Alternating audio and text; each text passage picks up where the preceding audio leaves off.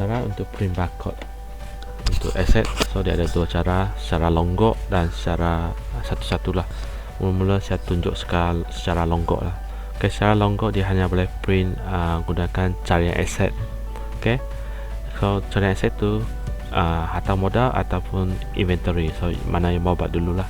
So let's say dalam satu kawasan dia buat print untuk inventory saja, kita buat carian pada inventory.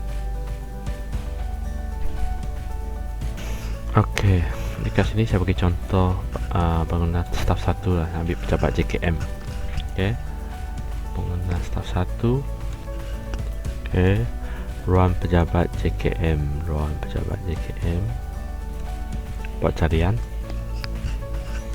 Okey, so bila dapat sini, so dia tengok atas sini ada cetak barcode.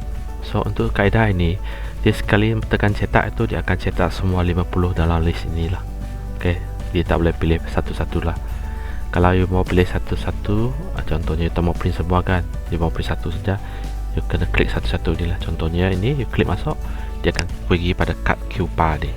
Bila pergi pada kad atas tu ada cetak barcode, you boleh klik di sini lah. Okay, kalau tak, you tekan cetak, dia akan print 50 terus. Okay, so kalau muka surat seterusnya you pergi 2, lepas tu you print lah. Okay, so ini untuk longgok. Okay, kalau you mau print satu-satu, you boleh guna data asset. Okay, kalau anda tahu nombor itu, contohnya saya beri contoh, you tahu nombor ini, you mau print barcode untuk nombor ini saja, you buat carian di sini. You boleh carilah. Ini dia, tekan masuk.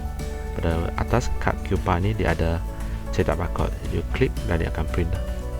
Okay, satu cara lagi, kalau anda tidak tahu nombor, anda mau print tapi anda tahu lokasi di mana, supaya contohnya saya buat carian ini penempatan carian lokasi lah. Tapi yang ini carian ini kita tak boleh print secara longgok lah. Kita dapat cari aset tersebut, harta modal ataupun bernilai rendah, tapi kita tak boleh longgok. Contohnya saya bagi contoh yang ini.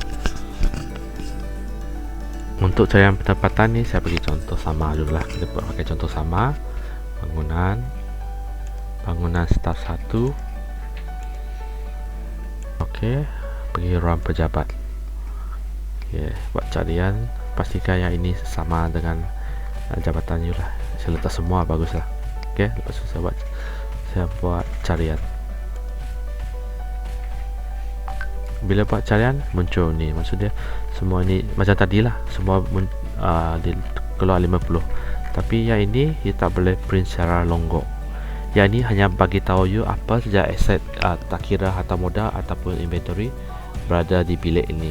So di sini you boleh carilah dari mana satu you mau print lah. Ini secara satu-satu, tak boleh secara longgok.